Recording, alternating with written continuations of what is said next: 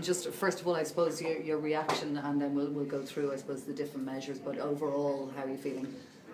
We would be very concerned that the people who are ultimately going to pay for this among all the people are the sickest, the poorest, the most vulnerable.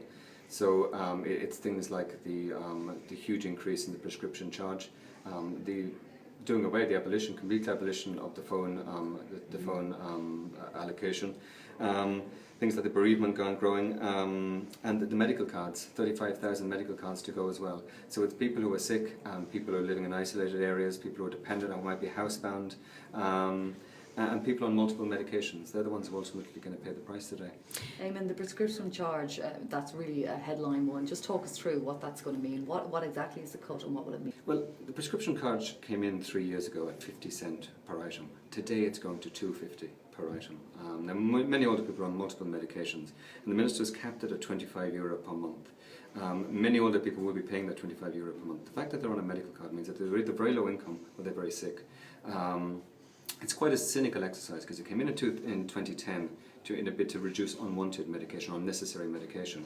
Instead of talking to the GPs, instead of talking to the pharmacists, they put the charge on the older person to reduce their medication. There is no evidence that this discharge has resulted in any reduction in medication. In fact, there's some research down the country which shows that it's had no effect at all. And it's turned into a cash cow. And this year it's going to raise about 40 million for the government on the back of the sickest and the poorest. What about those that would say in the last few budgets pensioners have been largely insulated from the harsher of cuts?